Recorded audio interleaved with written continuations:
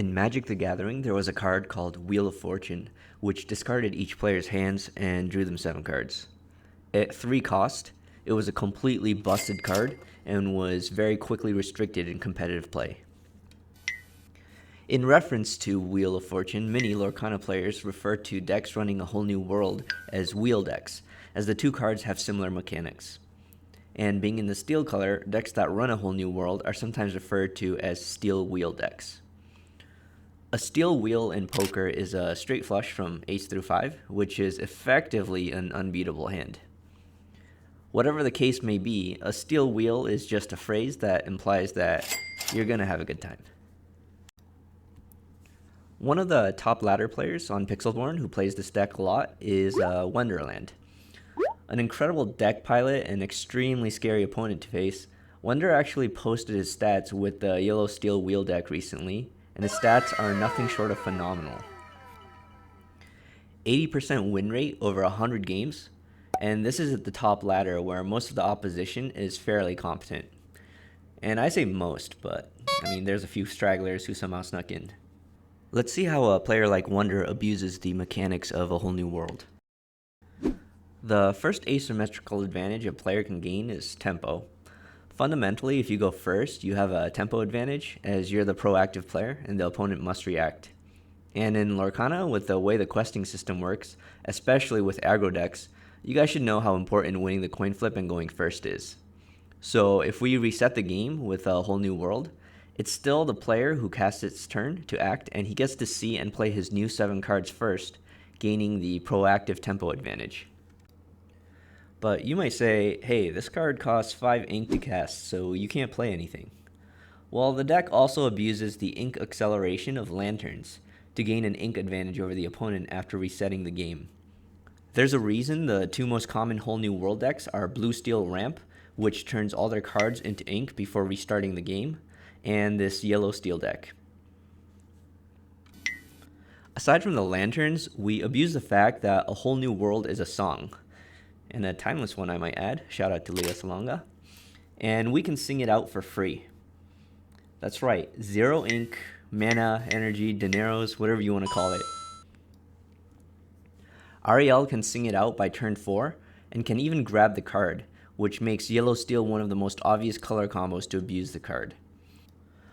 A turn 1 Captain Hook can shift to a big Captain Hook to sing out a whole new world as fast as turn 3. A turn 3 Tinkerbell can shift on turn 4 to sing out the whole new world, while also dealing 1 damage to everything on the opponent's board. And also you have Rockstar Stitch, which can sing it out as early as turn 3 if you got the turn 2 Lantern, but a natural turn 4.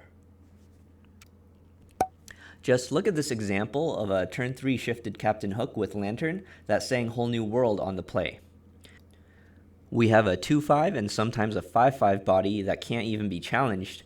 We're about to go to our 4th ink, and we have 7 fresh cards in our hand. Meanwhile, our poor opponent has 2 ink, is about to go to 3, and is facing down a nasty pirate, who's most likely setting up to wipe the characters off his board with a sung Grab Your Swords. As a side note, if you're looking for the holy grail of turn 3 openings, it's turn 1 Hook, turn 2 Lantern Stitch, turn 3 Lantern, shift Hook, sing Whole New World, and draw into a Rockstar Stitch. But if you get that opening, just take all your money to the nearest casino and run it up. And shifting brings me to the 3rd point, which is board advantage. If you want to reset the game, sure, let's both take 7 new cards, but I get to start with a Stitch that lets me draw cards every time I play a small character going forward. This is probably the strongest open you can have with the deck. A Lantern shifted Rockstar Stitch on turn 3, singing a Whole New World, is going to be very hard to kill for the opponent on turn 3. That means going to turn 4, the Stitch player has a massive board advantage of having a 3/5 character on board that draws him cards for every character played. Especially against a deck like Red-Purple, having a Rockstar Stitch opening usually means you can swarm them with characters and quest to lethal or close to lethal lore before the opponent even sees the 7th ink to try and wipe the board with a Be Prepared. Even if they have a Be Prepared, the Rockstar Stitch has replaced all the small characters with the cards it's drawn.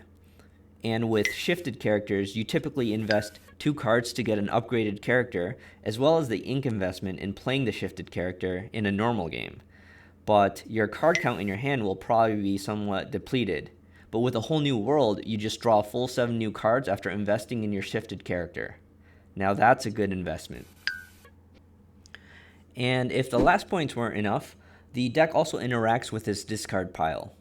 Using the power of Hades recursion, you can now grab whatever utility character you discarded from an earlier whole new world, whether it's a beast to snipe their items, a Surfer Stitch or Rapunzel to draw a bunch of cards, a Tinkerbell for damage, or the ultimate flex, a Garbage Simba for disrespect. Bruh. The deck is actually very difficult to play perfectly, and I've only given it a handful of tries, but it's definitely a fun and powerful deck to play, and many of the top ladder players run this deck as Grandmasters. As a red-purple player, my general strategy is to avoid this deck at all costs. And if I do face up against it, my backup strategy is to try and win the coin flip. Alright, let's hop into a game I played recently on ladder, showcasing the Steel Wheel deck. Remember earlier when I said the best thing you can do as a red-purple player is to dodge extremely strong pilots who play yellow Steel Wheel, or also win the coin flip? Well, I did neither of these things this game. So I'd give myself, let's just say, like a 4.34% chance of winning this game. Sadly, we're against Wonderland, and he inks a Stitch, and I'm not sure at this point if he's blue-yellow or yellow-steel. But if he's playing yellow-steel, the version that runs Little Stitch is usually the Whole New World Lantern variant, as the mid-range version doesn't always run Whole New World.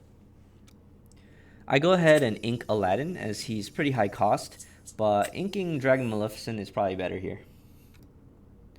He inks a Tinkerbell, so now we know it's Steel Wheel, and plays a Stitch and passes. We're very happy to see no turn 2 Lantern. I do find it interesting that he didn't play that Stitch on turn 1, but I guess he wanted to see what my deck was first before making the decision on how to proceed with the game. I ink Maleficent and play a Cauldron. I actually set up a pocket watch on top, because I started to get very nervous about a whole new world, and I wanted some items on the board before he wheeled my hand away. Gaston and Maleficent aren't too great because they all just die to a grab your sword. He Ariels and grabs a whole new world, and now we're in panic mode. Friends on the other side and Maleficent are pointless since we don't need to draw any more cards, since our hand can be discarded at any moment. So we drop a pocket watch to get something on the board before the world resets, and I try and set up the magic mirror to try and get it pre-wheel. But I think this is a mistake, since he's most likely casting the whole new world next turn, and Maui would be more useful to have in my next 7 cards. I also think this turn 3 is where a lot of players just lose the game on the spot by casting Friends on the Other Side, which is a completely dead card and waste of a turn against this deck. He's got the turn 4 Rockstar Stitch shift, which is the ideal shift against red-purple. And we're ready to gamble when he sings out a whole new world. We draw into a bunch of sad cards, but at least we might have a chance to try and draw into a Be Prepared with all of our friends. We keep the Dragonfire on top with Cauldron to kill the Stitch. And now you can see how important going first against this deck is. Since we went second, we have to give the Rockstar Stitch a full turn to draw before we can even Dragonfire it. With his opening, Wonder has a 2 to 3 turn clock to crash in for a ton of lore with his characters before I play a Be Prepared. Usually that's all it takes to get close to a lethal amount of lore. Once I wipe the board with a Be Prepared on turn 7, he should have refilled up his hand with his Rockstar Stitch and have more gas for a second round of characters. He's on the play, so he can also drop a Surfer Stitch on turn 7 before I play my turn 7 Be Prepared, which adds more gas to his tank. You guys can probably see how brutal this deck is to face, especially as red-purple. He swings in with Stitch as he's gonna race to 20. We Cauldron and we see a critical Be Prepared that we need to set up to the top of our deck with Cauldron. We ink a extra pocket watch, and we have no choice this turn but to Dragonfire his Stitch. Our Maleficent is looking kind of silly, and I actually wished I had played Mirror instead of her last turn. He draws a lantern and plays it. He definitely would have played the lantern the turn before if he had it in hand to set up for a turn 6 Surfer Stitch. He plays a Rapunzel just for the 2 lore pressure and resets the game again. I mean, we're not that sad to see our hand hit the trash bin, and every time Wonder plays a whole new world, he's going to be looking through my garbage pile to see what treasures he made me toss. Luckily, it was mostly garbage this time. He needs to plan his future plays based on what cards he thinks are remaining in my deck and in my hand probability-wise. I draw into 3 Be Prepareds, and I actually might have a shot as long as this hand doesn't get wheeled away. On my turn, I set up a Goofy on top of my deck since I really need ink badly with this hand, and eventually I decide to play Rafiki and a Mirror. I know this opens me up to giving him 3 cards with Rapunzel, but at this point I'd rather stop the 2 lore from Rapunzel and the 1 lore from Simba, and if he draws extra cards, he's less incentivized to wheel our hand away, and I really want to hold on to the 3 Be Prepared since it's my only chance at salvaging this game.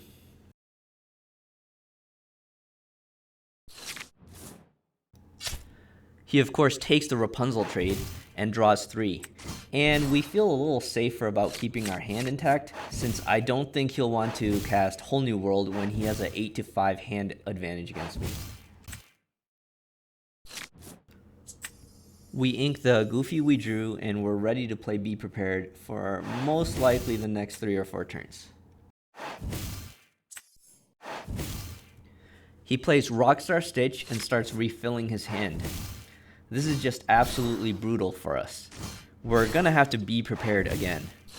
I don't want to Aladdin pocket watch this spot since Aladdin must kill the bodyguarded Simba, and his Rockstar Stitch can kill my Aladdin and replace itself with a shifted stitch on the baby stitch. So I decide to take the Be Prepared line here. Here's to hoping he won't expect 3 in a row and overextend, but he's probably way too good of a player for that. He's counting my outs and counting that I'm down to 2 Be Prepared left in a deck of around 30 cards, so he'll play accordingly. He drops another Rockstar Stitch, but with 2 trash symbols this time, and this is a better spot for us to Aladdin than last time. We'll have to trade all 3 cards for Aladdin on the board if he wants to get rid of it, so we go for that play. I set up an Elsa on top and hope for some really nice future synergy with Aladdin. Here's to hoping he doesn't kill my Aladdin off.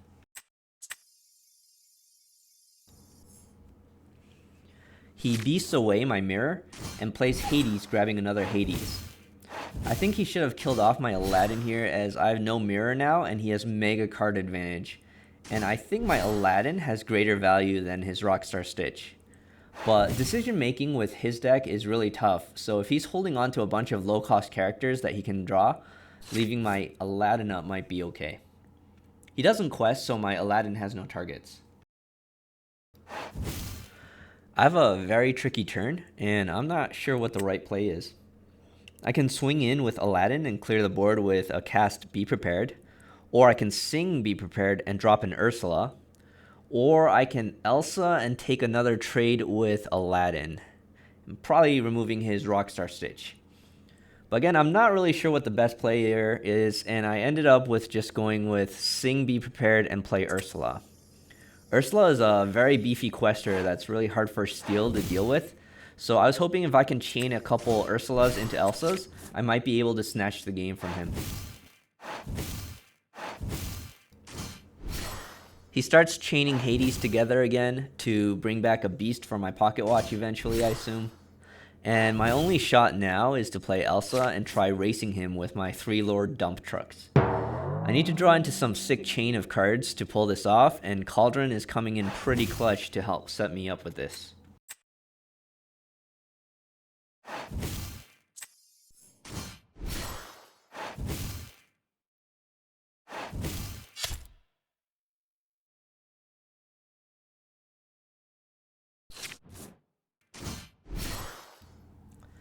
He plays a beast, destroying my pocket watch, and then he plays a Surfer Stitch, drawing 2 more cards. He finishes his turn by playing a Little Stitch and passing. I set up a shield on top of my deck, which I plan on drawing with Maleficent. And after some consideration, I decided I just wanted to quest here instead of playing Be Prepared. The rest of my hand isn't very good, so I decided to just quest with my Elsa and Ursula. I felt like I could buy a little more time by forcing him to kill off both my Elsa and Ursula.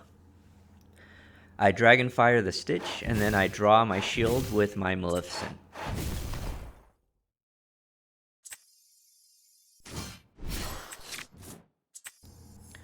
I play my shield, but it's a little too late and I don't have enough ink to save my Elsa or Ursula from impending doom.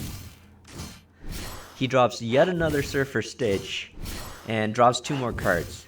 And then he drops a Tinkerbell, which I'm actually pretty happy with because I was going to be prepared next turn no matter what. He trades off a bunch of stuff to clear my monster questers, putting a stop to the comeback momentum I was trying to build. But I rip a Maleficent Dragon off the top with my deck, and it's looking like a very good card in this spot. I can feel a comeback happening. But I Cauldron and see 2 awful cards, and the odds drop back down. We take the Street Aladdin just because he'll remove the 1 lore from my opponent. We clear the board with the Be Prepared we've been holding this entire time, and we're just down to 1 Maleficent Dragon for whatever he plays next.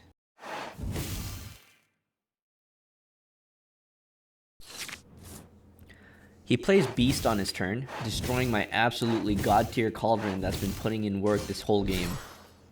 We're gonna have to play the rest of the game blind, and it's gonna feel so bad. He drops a Simba, and he drops another Surfer Stitch. My comeback is slipping away. His deck is just absolutely brutal. On our turn, we draw the baby Aladdin we knew was coming, but we can no longer set up the deck for the rest of the game since our Cauldron's gone. I guess I'll take a bunch more Maleficent Dragons or Elsas, please. On his turn, he quests and drops 3 baby Tinkerbells. This game is absolutely wild. With 3 Tinkerbells, he can draw 3 and discard 3 cards if he really needs to find something. I've used up all 4 of my Be Prepared to this game already, so he can go as wide as he wants on the board. On my turn, I really need something. Elsa, Ursula, Maleficent Dragon. I think one of those could work. But I draw a baby Aladdin. This game is a nail biter. I play both Street Rat Aladdins and drop him down to 10 lore. I'm at 15 lore, but I only have +4 on the board. So maybe we're just hoping he disconnects? He kills my last remaining item with another beast, and then he takes some time to calculate his line of how he wants to quest for the penultimate round before he finishes me off. I have 2 heroic Aladdins in my banish pile and the one that I inked on turn 1. I have 23 cards in my deck, and shifting an Aladdin is literally my only out, and he knows this. It's actually true. I have 1 card out of 23, and my chance of winning is literally 4.34%. Never bet against the Vegas bookies.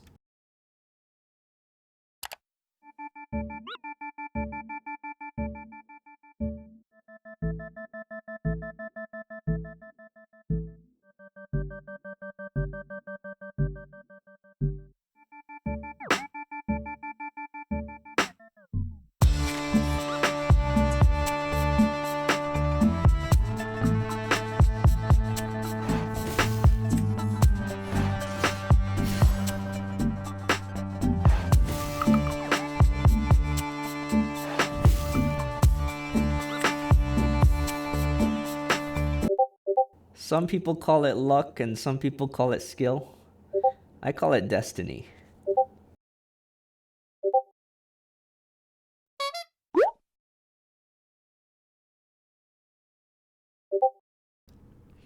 And when you dominate a top player with such skill like that on ladder, it's sometimes just nice to retire and stay out of their way so they can build their confidence back up. Oh, by the way, guys, as a follow-up, I actually did dodge ladder the rest of the day, and I waited till the next day to play again, and unfortunately I ran into Wonder's deck again, and I got absolutely smashed. But it was nice being king for a day. If you guys want to try out the yellow steel wheel deck, I'll provide a link to Wonderland's version that got him to top 10 ladder in the description. There's actually a bunch of Grandmaster ladder players piloting this deck, so I might actually have to retire from red-purple if it's too prevalent. It's a very difficult deck to play, with a lot of tough decisions, especially with the mulligan. So if you guys have questions about it, go bother someone else like a yellow steel expert and not me, because I'm kind of clueless on how to play the deck. Thanks for watching.